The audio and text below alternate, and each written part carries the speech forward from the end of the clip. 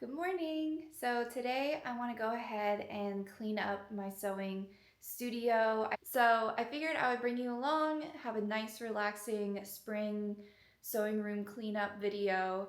And yeah, I'm really excited to go ahead and get started on my second batch of e-reader sleeves. So I worked on the extra small and now I'm working on the extra small with the bows. Similar to, let me show you this one right here. So cute. I love the bow, so I'm really excited to make a bunch of these. And I want to go ahead and just organize everything. Think of new ways that work better for me.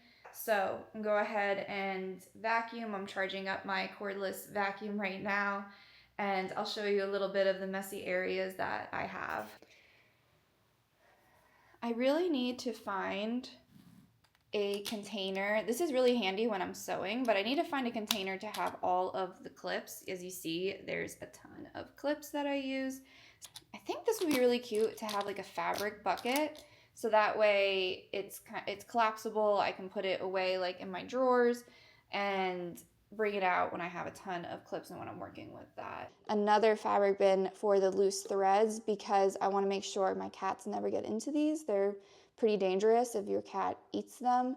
And obviously when you're sewing, you have a lot of loose thread. So this is fine for now. And I mean, I do want this on my desk because it's super cute. This was a gift from my best friend, Pride and Prejudice. So adorable. It's actually meant to be for flowers, so I should use it for that instead of my thread bin right now. But yeah, it works for now, but. And then I do plan on making as you can see, there's even like, I use this every day, but there's like a little bit of lint and dust, and I do want to make a sewing cover. I'll have to just make a list of things I want to make. But yeah, I'm going to wipe down the counter. I have this bin. I'm going to clean it out so that way I can put product in there. And then I have, these are some finished products. And I just want to wipe down all of this, get this really clean. And then I need to also, as you can see, this is a pet portrait. We haven't hung that up yet. I want to organize this area, and I want to put away the guitar. My husband has been learning how to play the guitar, but he's on and off of it. As you can see, there's another one stuck behind there. I think this is just the case. So I might bring this one back to the room and then get maybe a stand over here. But yeah, I have like some empty space over here. This is like printing supplies, so I think I'll just do that. There's some extra stuff that I need to organize. So there's also equipment, sports equipment. There's some weights and then the yoga mats. I do use these, so I just need to put them somewhere else, maybe in our room.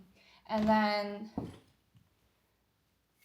we have very limited storage in our condo, so we use this for all of my sewing supplies.